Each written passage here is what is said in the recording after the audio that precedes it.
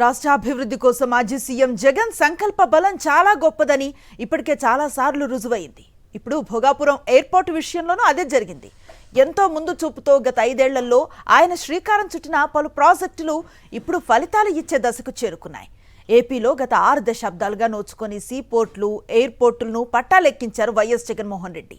అభివృద్ధి పరుగులు పెట్టిస్తే ఫలితం ఎంత త్వరగా ఉంటుందో భోగాపురం ఇంటర్నేషనల్ ఎయిర్పోర్ట్ నిర్మాణం ఓ ఉదాహరణ. భోగాపురం ఎయిర్పోర్ట్లో ఈ నెల 4న తొలి కమర్షియల్ విమానం ల్యాండ్ అవుతున్న సందర్భంగా సాక్షి అందిస్తున్న స్పెషల్ స్టోరీ. విశాఖపట్నం పొరుగున చకచకా నిర్మాణం జరుపుకుంటున్న భోగాపురం ఎయిర్పోర్ట్ ఇది.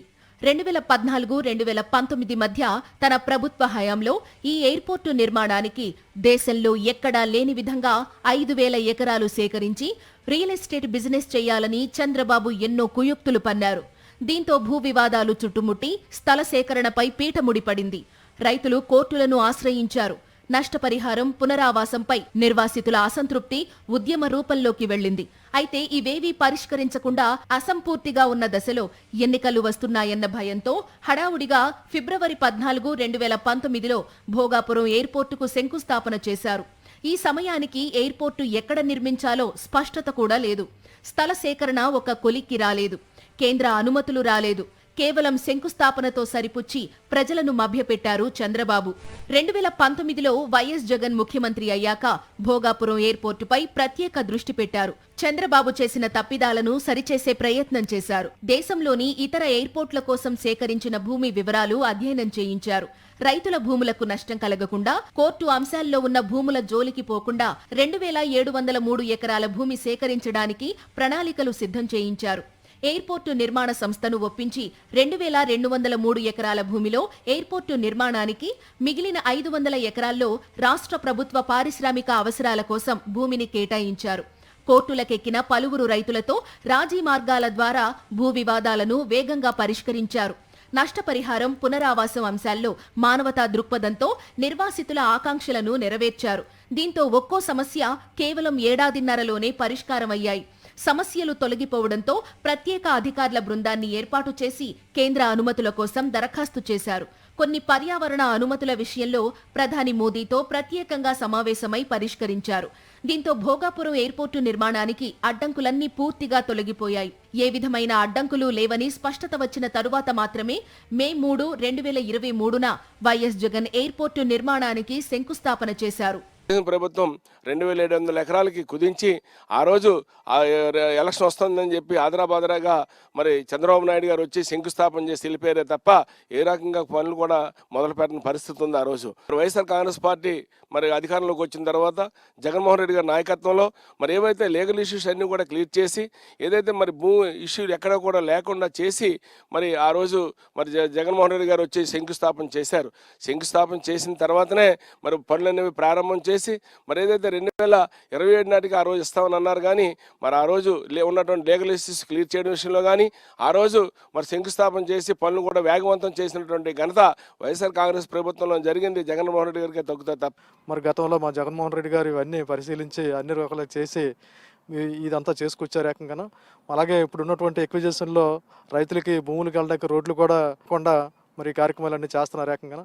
మరి ఏదేమైనా సరే ఇదంతా కూడా మా వైఎస్ఆర్ పార్టీ గవర్నమెంట్లోనే మరి ఇవన్నీ జరిగాయని చెప్పక తప్పదు. వైఎస్ జగన్ సంకల్పానికి ఆయన శంకుస్థాపన చేసిన ముహూర్త బలం తోడవడంతో తొలి రోజు నుండి ఇప్పటి వరకు ఎయిర్పోర్టు నిర్మాణ పనులు ఆగకుండా కొనసాగాయి. దాదాపు 2 ఏళ్ల కాలంలోనే ఎయిర్పోర్టు నిర్మాణం పనులు దాదాపు పూర్తయ్యాయి. ఎంతో చిత్తశుద్ధితో ఈ ప్రాజెక్టును ముందుకు తీసుకెళ్లారు వైఎస్ జగన్. ఈ స్థాయిలో ఇంత త్వరగా నిర్మాణం పూర్తి చేసుకుంటున్న ఎయిర్పోర్ట్ దేశంలో మరేదీ లేదని నిపుణులు సైతం చెప్తున్నారు. ఫేజ్ 1లో 4,700 కోట్ల రూపాయలు ఖర్చు చేస్తున్నారు. 5,000 చదరపు మీటర్ల విస్తీర్ణంలో కార్గో టెర్మినల్, 55 మీటర్ల ఎత్తున ఏటీసీ టవర్, 20కు పైగా ఎయిర్ క్రాఫ్ట్స్ నైట్ పార్కింగ్ వంటివి ఇప్పటికే 95% పనులయ్యాయి. 3.8 కిలోమీటర్ల రన్వే 100% కంప్లీట్ అయింది.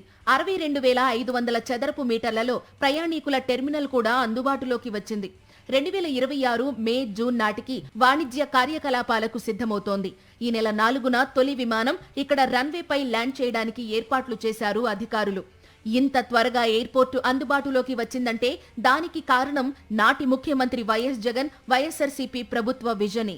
డీ పట్ట ఉన్నటువంటి రైతులు ఉన్నారో పీఓటీ చేశారు అప్పుడు ఉన్నటువంటి ప్రభుత్వం చంద్రబాబు నాయుడు గారు. దాన్ని కూడా ఇవన్నీ అధిగమిస్తూ అందరు రైతులతో మాట్లాడుతూ ముఖ్యంగా రీహాబిలిటేషన్ ఏవైతే ఈ భూసేకరణలో పోయినటువంటి గ్రామాలు ఉన్నాయో ఆ గ్రామాల్లో ఉన్నటువంటి ప్రజలందరికీ కూడా ఇల్లు స్థలాలు ఏర్పాటు చేసి ఇల్లు కట్టుకోవడానికి కావలసినటువంటి నిధులను సమకూర్చి వాళ్ళకి కావలసిన అన్ని రకాలటువంటి సదుపాయాలను ఏర్పాటు చేసి ఇక్కడ ఉన్నటువంటి రెల్లిపేటలో ఉన్నటువంటి R&R కాలనీ కానీ అక్కడ ఉన్నటువంటి నింగావలసలో ఉన్నటువంటి R&R కాలనీకి కానీ అన్నీ ఏర్పాటు చేసి రైతులు సంతృప్తికరంగా చెందే విధంగా వాళ్ళతో మాట్లాడి వాళ్ళకి కావలసినటువంటి అన్ని సదుపాయాలు ఏర్పాటు చేసి వాళ్ళు తరలించడం జరిగింది.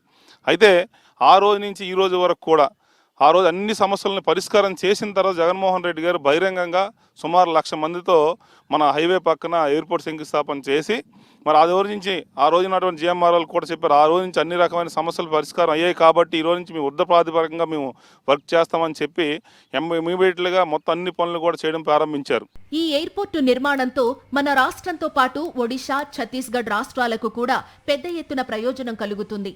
ప్రస్తుతం ఏటా 6 మిలియన్ల ప్రయాణికులను హ్యాండిల్ చేయడానికి సిద్ధమవుతున్నప్పటికీ రెండో దశ పూర్తి చేసుకుంటే 12 మిలియన్ల ప్రయాణికులను, మూడో దశ పూర్తి చేసుకుంటే 18 మిలియన్ల ప్రయాణికులు రాకపోకలు సాగించడానికి అవకాశం ఉంటుంది. సకాలంలో పూర్తి చేసుకున్న ఈ ప్రాజెక్టు ఘనత ముమ్మాటికి వైఎస్ జగన్కే దక్కుతుందని అంటున్నారు ఉత్తరాంధ్ర ప్రజలు.